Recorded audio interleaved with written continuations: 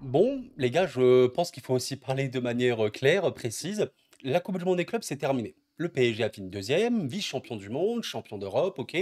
Mais le football va très très vite revenir. Dans environ un mois, vous avez ce match-là. Super Coupe entre le PSG et Tottenham. Et bien sûr qu'on va parler du mercato. Tottenham aura déjà fait notamment une top recrue avec Kudus, quel joueur fabuleux.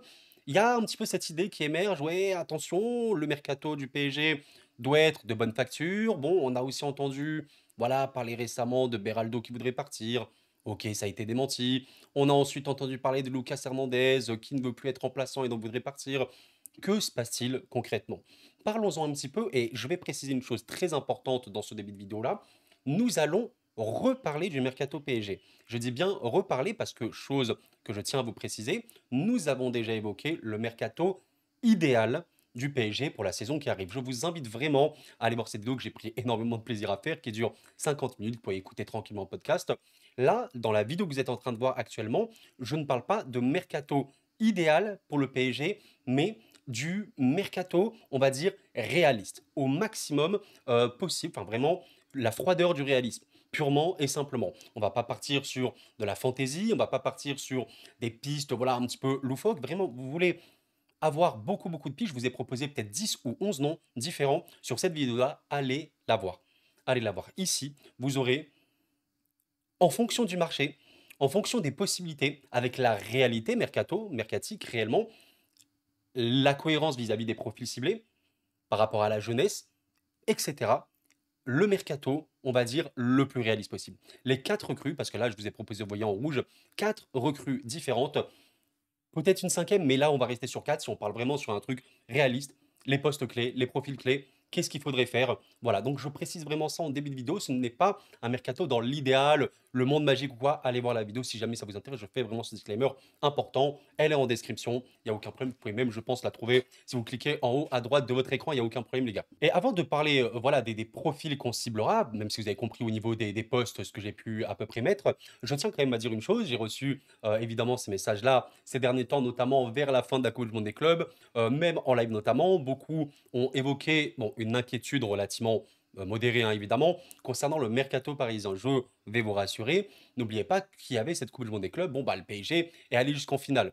Le PSG a perdu, bon, c'est comme ça, c'est la vie, bravo à Chelsea.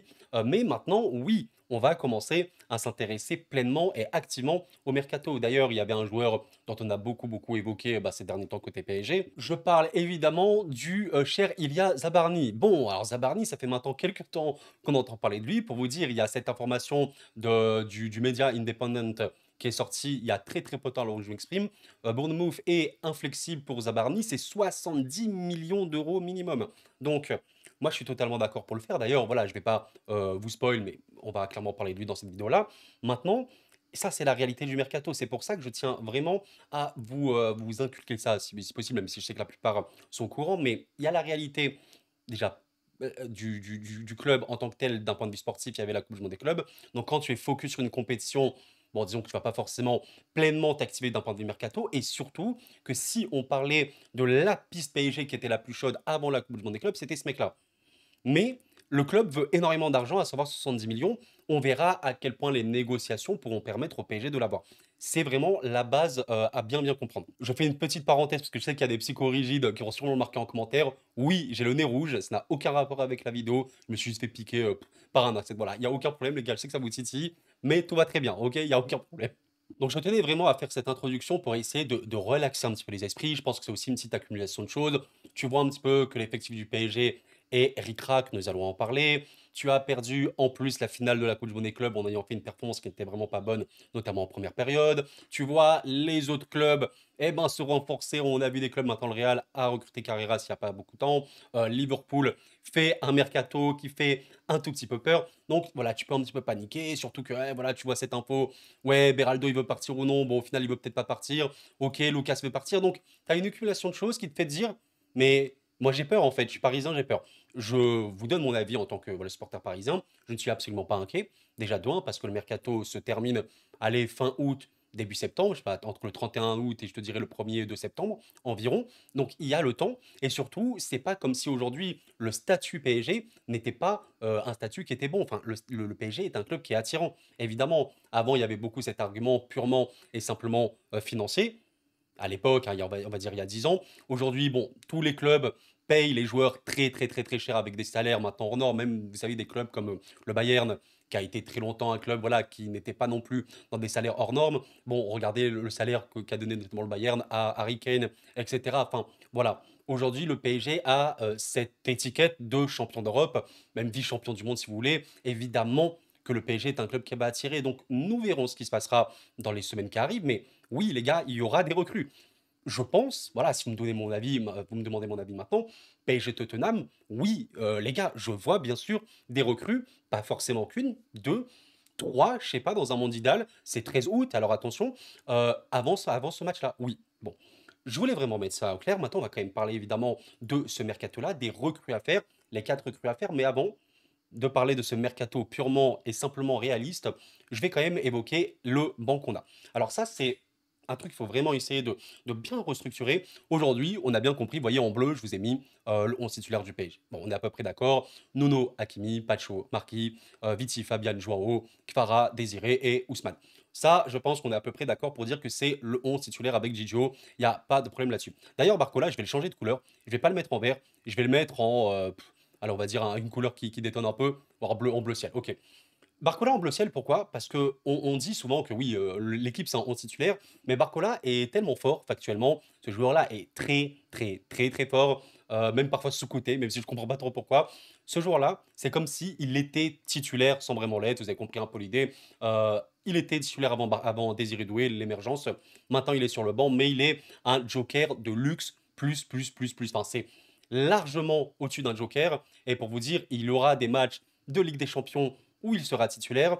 Il y aura des matchs évidemment de Ligue 1 où il sera titulaire pour faire tourner ou juste pour le mettre et pour le faire enchaîner. Il n'y a pas de problème. Donc considérez une chose, le PSG c'est un 11 titulaire, mais plutôt un 12 titulaire.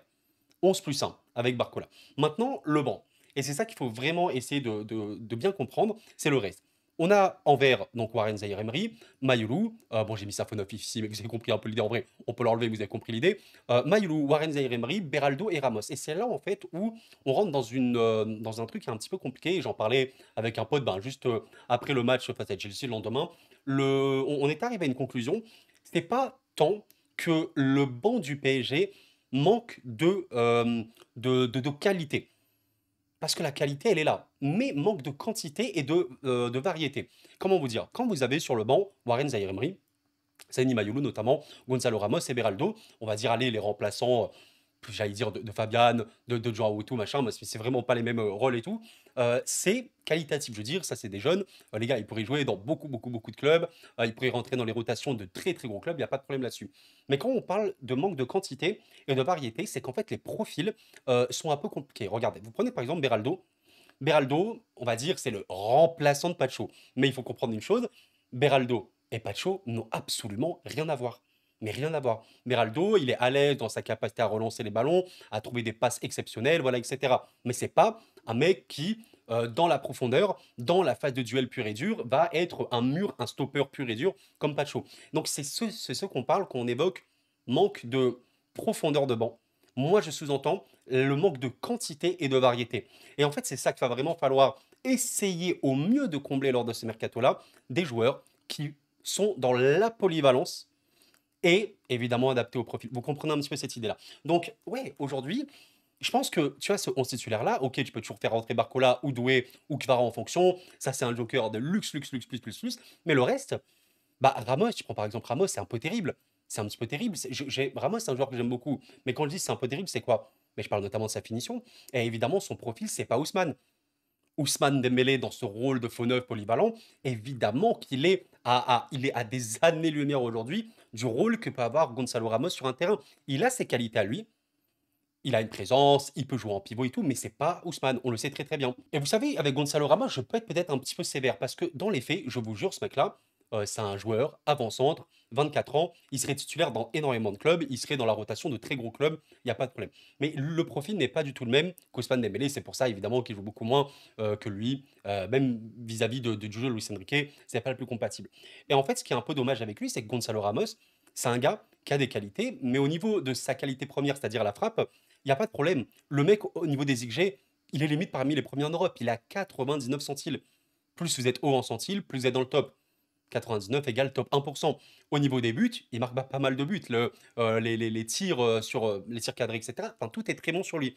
Mais il y a une stat où il est vraiment, vraiment pas bon, c'est celle-ci. Les goals, moi, les G, ça signifie quoi littéralement? Ta capacité à avoir une finition.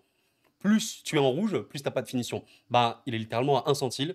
Ça signifie qu'il est dans le top 1% des pires avant-centres au niveau de la finition en Europe. Et c'est le gros, gros problème de Gonzalo Ramos, c'est qu'il a un nombre d'occasions de marquer qui est vraiment choquant, c'est abusé. Il a un vrai don pour ça, mais il n'a pas de finition. Et pourtant, il a pas mal marqué. Donc imaginez ce mec-là avec de la finition, il serait un joker de luxe, mais dans un autre registre.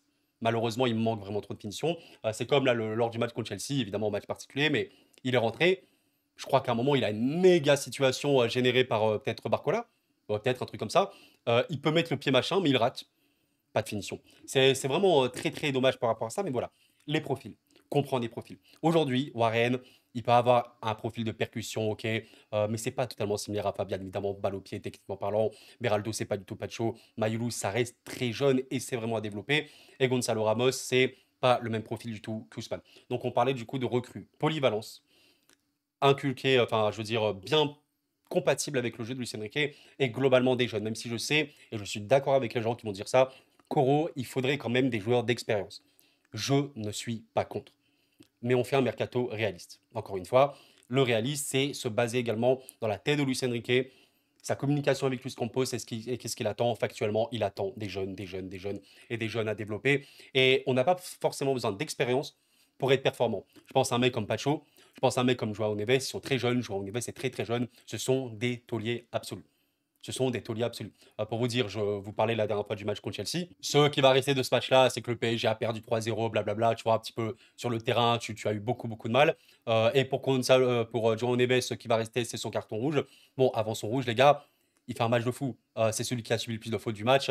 C'est celui qui a été le plus précis sur le terrain au niveau de la passe. C'est celui qui a gagné le plus de duels. João Neves, il te fait un match à 12 duels sur 15 remportés. Beaucoup de gens ont évoqué avec des mérites réels, Caicedo par exemple, qui est un joueur énorme factuellement. Caicedo, sur ce match-là, il fait 4 duels remportés sur 9. Il y a beaucoup, beaucoup de fois où João Neves arrive à le museler. Vous comprenez un petit peu l'idée. João Neves, il a 20 ans. Vous comprenez. Donc, la jeunesse n'est pas forcément un problème. Parce que si tu recrutes des joueurs qui sont talentueux, très, très talentueux, que tu mets en valeur directement, que tu mets en confiance, il n'y a pas de problème. Vous comprenez? Donc l'expérience, oui. Dans la tête de Luis Enrique, développer la jeunesse et de la jeunesse qui est très très forte, beaucoup de potentiel. Jean Neves, Pacho par exemple. Pacho, on le connaissait pas Pacho. On est d'accord, hein. Pacho l'année dernière, on fait une vidéo, je me rappelle. Bah perso, ouais, ok, Pacho, bon j'avais un petit peu entendu parler de lui en Allemagne.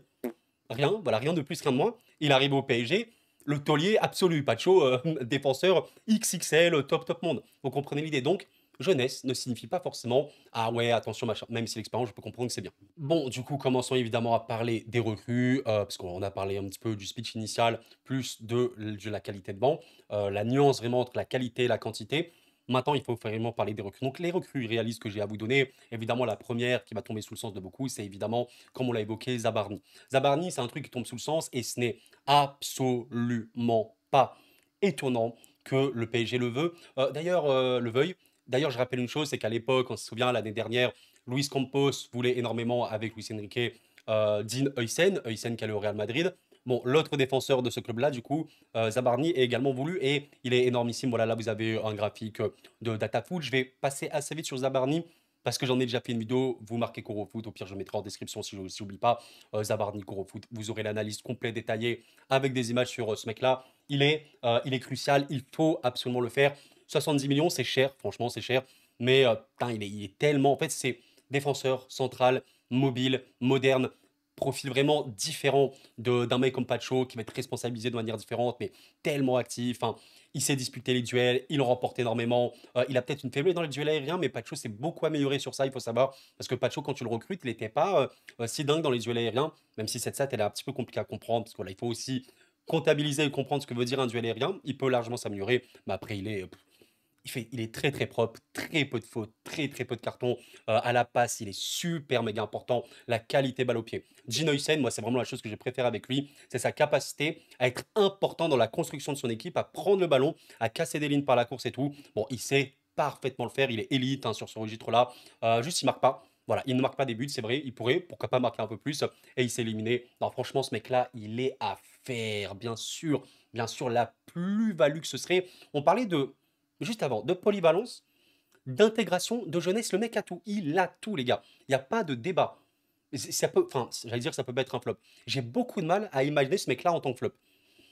Évidemment que ce serait pour une optique de post-Marquinhos, mais ça, je l'ai vraiment évoqué dans ma vidéo Mercato idéal, mais je l'ai également évoqué quand je parlais de Zabardi. En fait, il faut savoir que ce mec-là, dans une défense à 3, il peut être voilà, ici, sur le couloir droit, axe droit, comme Marquinhos là actuellement. Donc, on verra bien s'il vient, dans quelle capacité il jouera, mais à minima, il pourra évidemment faire reposer Marquinhos, il pourra assurer l'après Marquinhos tranquillement, il pourrait même être titulaire dans les gros matchs Ligue des Champions avec Pacho. Ça, moi, c'est pas choquant. Il n'y a rien de choquant, mais on verra bien.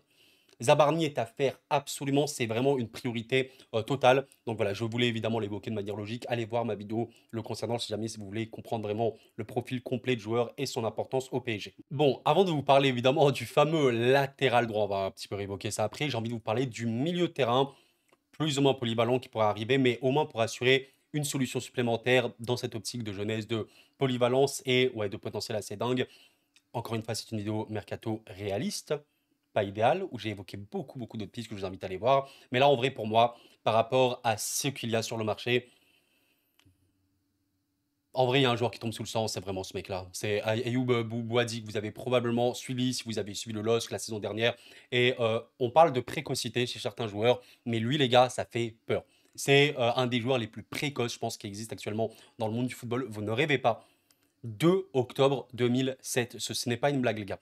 2 octobre 2007, c'est abusé. C'est vraiment énorme. Il est monté à une valeur marchande le 24 mars 2025, alors qu'il venait, ouais, il avait 17 ans et quelques mois, 30 millions d'euros avec le LOSC. Honnêtement, les gars, je ne peux pas, comment vous dire, je ne sais pas à quel point il peut venir. Mais pour moi, pourquoi c'est très réaliste? Bon, parce que déjà, le mec, il a des qualités indéniables. Là, j'ai quelques petits datas à vous montrer, notamment au niveau des duels défensifs qu'il peut gagner. Là, c'est comparé dans le top 5 européen au U24, donc les joueurs qui ont 24 ans et moins. Vous avez notamment João Neves qui est ici et tout. Vous avez Bouadi qui est là. Énormément de duels remportés. C'est quelqu'un qui est très très solide au duel, mais qui ne se limite pas simplement qu'à ça. Vous avez notamment ici les passes dans le dernier tiers du terrain en pourcentage. Warren Zaïre-Emery ici, Bouadi, et ici vous avez même Joao Neves par exemple qui est là. Il n'y a pas de débat là-dessus. Ce mec-là, tu sais qu'il va avoir une carrière s'il se blesse pas, si voilà, il reste sérieux et tout, parce que c'est des profils qui sont recherchés dans le football. Un joueur qui est très très très solide au duel, qui sait rendre le jeu dangereux par sa qualité de passe notamment, c'est des joueurs qui sont voulus, qui sont très très importants. Donc pour moi les gars, Boadi ça me semble vraiment être sous le sang. Je sais que beaucoup vont me parler de Baleba, d'autres joueurs, etc. La vidéo Mercato idéale est là pour ça, mais là vraiment ce mec-là. En plus je suis sûr et certain que Luis Enrique aime ce joueur. C'est sûr les gars, c'est tellement le genre de profil, en plus très très actif, très intense. Et franchement voilà, il a même été élu homme du match en Ligue des Champions, je sais plus contre qui, mais à 17 ans les gars. À 17 ans, il faut vraiment en parler. Lui, la précocité, ça fait vraiment très très peur. En vrai, vous me dites, hein, si jamais vous avez vu le Lost, qu'est-ce que vous pensez de ce joueur-là? Mais considéré dans la globalité, la polyvalence, la jeunesse et tout, pour moi, il n'y a quasiment pas d'autres choix. Sachant que voilà, sa position principale, comme il dit ici sur Transfermarkt, c'est milieu central. Position secondaire, milieu défensif. Mais je vous rappelle que pour des joueurs aussi jeunes, ceci ne veut un peu rien dire. Luis Enrique regarde les qualités du joueur. Ah, t'es chaud au duel, t'es chaud à la passe, t'es chaud en intensité. Bon, en fait, tu vas te dézonner énormément, tu vas énormément te projeter quand il le faut, etc. Évidemment qu'il peut le faire et il saura le faire. Ah, les gars, pour moi, je suis tellement hype si ce joueur-là vient. Ce serait en vrai une plus-value pour moi tellement importante parce que aujourd'hui, en sortie de banc, regardez, tu as qui? En sortie de banc, tu as notamment Warren Zaïre-Emery qui reste un joueur qui, notamment sur les derniers matchs, moi j'ai trouvé vraiment pertinent. Les entrées en jeu de Warren, moi j'ai bien aimé dans sa capacité à mettre beaucoup de volume, beaucoup d'intensité, beaucoup de courses. On sait qu'il sait faire ça. Mais factuellement, aujourd'hui, tu as Mayoulou, bon, qui peut être un joueur plus offensif. Il manque quand même ce gars qui peut te rassurer en entrant. C'est pour ça que Baleba, je l'ai moins choisi, parce que peut-être c'est pour moi un peu moins réaliste, il serait très très bien. Mais Boadi peut l'être. Un joueur comme Boadi qui rentre, il n'y en a pas au PSG aujourd'hui au milieu. C'est-à-dire un joueur qui défensivement est serein, et qui peut en plus accélérer le jeu quand il le faut. Bah vraiment, ce mec-là serait parfait. Un joueur de 17 ans qui a commencé à jouer titulaire avec le LOSC, s'il vous plaît, top équipe française, ça en dit long. Bon, a dit les gars, voilà, on va pas s'éterniser encore pendant des heures, mais il serait parfait pour moi pour le PSG de Luis Enrique. Bon, les gars, pour le poste, en tout cas le profil offensif qui peut jouer dans ce couloir droit, dans le demi-espace droit, mais surtout également en tant que backup potentiellement à Dembélé plus qualitatif pour Amos. En gros, toujours cette optique de joueur polyvalent, jeune, qui peut se développer. Il y a une piste évidente, qui a traversé l'esprit de beaucoup de Parisiens depuis quelque temps. Je veux parler évidemment d'Akliouche, mais c'est pas lui, le joueur que j'ai choisi pour cette vidéo, même si en vrai, lui, d'un point de vue réaliste, je peux comprendre. Akliouche au PSG, c'est réaliste. C'est réaliste. Maintenant, pour moi, c'est vraiment lui. C'est vraiment lui à faire. En vrai, il y a même pas beaucoup de débat à avoir. Mora, pour ceux qui connaissent pas, évidemment, Mora, Diego ou Rodrigo? Non, Diego Mora, je pense. J'ai oublié son prénom, les gars. Ouais, voilà, Rodrigo Mora, c'est quand même mieux d'appeler comme ça. Joueur, évidemment, de Porto. Bon, il n'y a pas de débat. 5 mai 2007. 5 mai 2007. 40 millions d'euros actuellement sur Transfermarkt. Position principale, milieu offensif, slash ailier. Même faux neuf, ou faux neuf, je trouve très pertinent. En fait, les gars, aujourd'hui, je pense que ce mec-là, c'est un des joueurs d'avenir du football. Il n'y a pas de problème, et on sait à quel point le PSG a aimé ces derniers temps recruter au Portugal, recruter portugais. Alors, pas forcément, voilà, parce que, je sais pas, recruter portugais juste comme ça, parce qu'ils sont portugais, mais parce que factuellement, les joueurs sont des méga talents. On connaît le lien évident entre Luis Campos et le Portugal. Rodrigo Mora comblerait absolument toutes les cases pour être un joueur ultra méga crucial pour le PSG et pour son développement. Je vous ai notamment retrouvé ce graphique ici de Datascout cette fois-ci qui évoque un petit peu globalement toute la qualité qu'il a dans son profil créatif. C'est assez abusé. D'ailleurs, c'est quelqu'un qui marque énormément de buts pour un joueur comme ça, très créatif. Énormément de dribbles réussis, beaucoup de jouets offensifs gagnés, énormément de qualité de percussion. Les causes progressives qu'il fait, c'est n'importe quoi. La vraie faiblesse aujourd'hui, toujours là, c'est au niveau de la passe, parce qu'il fait très peu de passes tentées, mais c'est vraiment à nuancer. C'est pour ça que la data seule, ça sert à rien de la prendre seule comme ça. Il faut regarder les matchs, il faut savoir que Mora, c'est quelqu'un qui touche pas beaucoup de ballons par rapport à la situation de Porto, par rapport aussi au fait que le joueur, il est vraiment très jeune, il n'a pas forcément le rôle qu'il aura au PSG. Peut-être qu'au PSG, il sera beaucoup plus bas, comme par exemple, vous voyez Arda Güler au Real Madrid, on s'attendait tous à ce qu'il soit un joueur super méga offensif. Xabi Alonso l'a mis dans un rôle de meneur de jeu reculé pour qu'il touche énormément de ballons. Et c'est vraiment une chose que j'ai envie de vous partager vis-à-vis de ça. D'ailleurs, regardez, j'aime beaucoup ce graphique que Datascout a pu faire. C'est les buts par 100 passes réceptionnées. Il a pondéré proportionnellement du coup au but que tu touches dans un match. Et regardez un petit peu, dans le top 6 des championnats, c'est qui un petit peu les joueurs hors numéro 9 qui ont marqué le plus de buts par rapport à l'homme de ballons touchés. Et ben c'est Rodrigo Mora. Et d'assez loin, c'est pas une blague, ce mec-là a un talent de fou. À un moment, quand vous voyez quelqu'un qui à chaque prise de balle est un danger extrême, le gars, il y a pas de débat, bien sûr qu'il serait bien. Je comprends Akliouche parce qu'Akliouche, il est également polyvalent, voilà, il est super bon, mais je pense que je préfère Mora parce qu'il a 5 ans de moins, parce que je pense qu'il peut aller encore plus loin, plus fort. Et voilà, globalement, Mora, il est très intense aussi. Ce qui est vraiment bien avec Akliouche, c'est qu'il a beaucoup d'efforts et tout physiquement parlant. Il peut être très actif. Mora, franchement, avec Lucien Enrique, j'ai tellement aucun doute. Déjà, tu fais ces trois recrues-là. Zabarni, tu as tellement de polyvalence défensivement, super complet. Boadi, ça t'offre une solution en sortie de banc super méga importante pour l'aspect défensif et construction. Et Rodrigo Mora, tu le mets n'importe où. Tu veux le mettre là, n'importe où. Il est utile, super talentueux. Franchement, là, ces trois recrues, vous le sentez. C'est réaliste, c'est crédible. Et ton banc, purée, il se garnit, c'est vraiment bien. Moi, je trouve que tu as beaucoup plus de possibilités. Ah, Mora, les gars, bien sûr. Bien sûr que Mora au PSG, ça me paraît d'une telle évidence à faire absolument. Et enfin, pour le dernier joueur, et évidemment que c'est très compliqué parce qu'on parlait de mercato réaliste. Maintenant, je ne sais pas si le PSG va vraiment recruter un latéral droit. Je vous l'ai quand même mis. Pourquoi? Parce qu'aujourd'hui, factuellement, Hakimi n'a pas de backup. Le backup qui a été trouvé, c'est Warren. Warren n'a pas le profil, hein, vraiment pour être un latéral, on le voit, parce que défensivement, au duel, il n'est pas assez, il n'a pas la science, on va dire, défensive d'un latéral, tu le vois, et surtout qu'il est amené à être très haut. Certes, il a un volume global de jeu qui est énorme, mais globalement, il faudrait quelqu'un pour soulager Hakim. Maintenant, c'est vrai que les gars, oui, factuellement, ce serait bien d'avoir quelqu'un à gauche aussi pour Nuno Mendes. Bon, et ben du coup, je vous ai trouvé ce jour-là et c'est pas du tout une piste originale ni rien. D'ailleurs, je l'avais évoqué dans le mercato idéal, je ne l'avais pas mis parce qu'idéalement, j'aurais pensé à un autre joueur un petit peu plus compliqué à aller chercher. Mais là, les gars, il y a un joueur qui comble toutes les cases. Vous avez sûrement entendu parler de lui, peut-être dans des médias ou quoi ces derniers temps.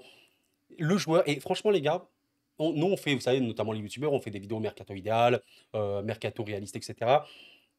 Généralement, les clubs vont pas forcément sur ces pistes-là, mais parfois on tombe juste. Je pense que ce joueur-là, franchement, le PSG risque vraiment d'aller sur lui.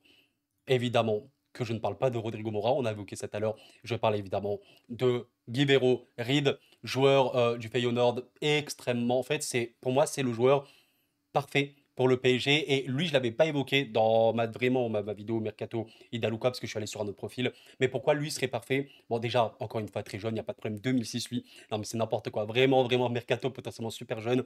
Mais en fait, surtout, que toutes les qualités qu'il a, ce mec, sont ultra méga importantes. Je vais quand même parler rapidement d'un autre joueur que j'avais pas également beaucoup développé dans ma vidéo Mercato idéal. Je parle évidemment de Jorel Atto, qui je ne pense va vraiment. Pour moi, ça, c'est pas du tout réaliste parce que c'est un joueur, bon, Jacques Valeur Marchand, beaucoup, beaucoup plus élevé, qui m'a l'air d'être un méga, méga crack, qui est très polyvalent, qui est plutôt évidemment lui latéral gauche, mais euh, a déjà, il me semble, joué à droite.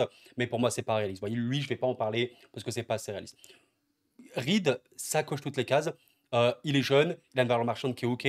Il est évidemment latéral droit et il a un profil. J'ai notamment retrouvé également ceci de Data Scout qui est extrêmement bon, hein. Franchement, voilà, comme il dit, c'est un futur grand latéral droit. Il n'y a aucun problème là-dessus. Et ce qui est assez intéressant, c'est comme il le dit ici, réputé offensif en jeune.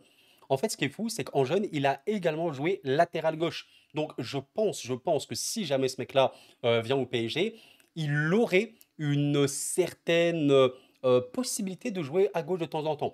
Maintenant, il faut comprendre une chose. Pourquoi? Pour moi, Atto, ce mec-là, c'est pas du tout réaliste parce que ce mec-là, honnêtement, il est titulaire. C'est un titulaire. C'est pas un gars qui va être sur le banc. Reed, pour moi, il peut totalement être un joueur de banc. Au PSG, Hakimi et Nuno Mendes sont intouchables. C'est des joueurs élite, élite, élite, élite, plus, plus, plus. On l'a vu cette saison notamment, c'est n'importe quoi. N'oubliez pas ceci quand vous faites ce mercato. Vous ne pouvez pas ramener un latéral droit, un latéral gauche pour concurrencer machin, même si évidemment le football c'est la concurrence et peut-être qu'il sera exceptionnel. Mais aujourd'hui, il y a juste, voilà, il y a Hakimi, il y a Nuno Mendes. Ils sont au-dessus. Et Reed, pour moi, serait super bien. Franchement, en backup, tu as un joueur comme lui, ah, c'est magnifique. C'est vraiment, vraiment magnifique. C'est un joueur très, très compliqué, évidemment, offensivement parlant, très, très qualitatif.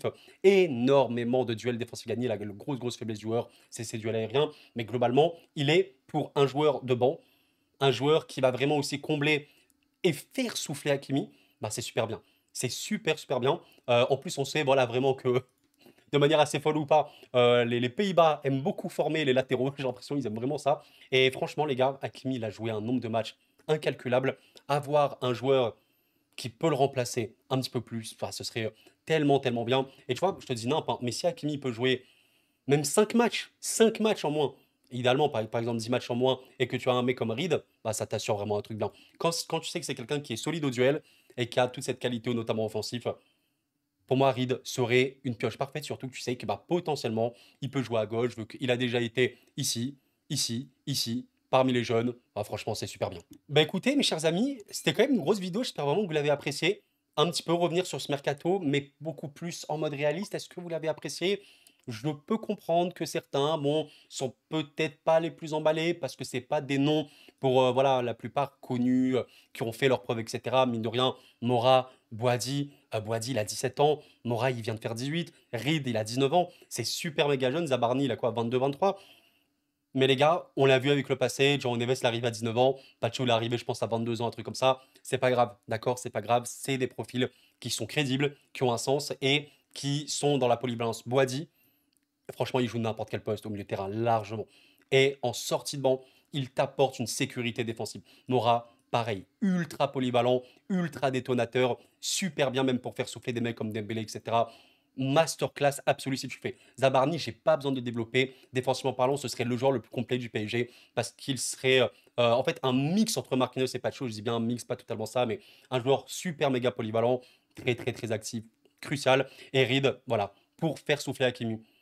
Il faut un banc. Il faut quelqu'un sur le banc. On n'a pas besoin d'avoir Alexander Arnold en backup de Hakimi, ça n'a évidemment aucun sens. Il faut un bon joueur de banc. Reed l'est. Et en plus, c'est pas les on peut jouer à gauche. Je suis extrêmement satisfait de ces quatre recrues-là. Et tu fais ça, tu as une profondeur de banc qui est bien plus importante. Parce que tu as toujours Warren, tu as toujours Mayulu qui peuvent énormément progresser, surtout Mayulu. Beraldo pour moi resterait et serait toujours dans cette optique de joueur vraiment de banc. Il a beaucoup, beaucoup joué Beraldo à partir de janvier 2025. Ramos, on verra bien. Mais franchement, là, tu as beaucoup, beaucoup de. En fait, je trouve que tu as beaucoup plus d'armes et de sécurité. Sécurité Zabarni, sécurité Boadi. Tu as tellement de possibilités de te mettre dans une situation qui est meilleure quand tu dois faire des changements, même tôt si possible. Je suis super satisfait, perso, les gars.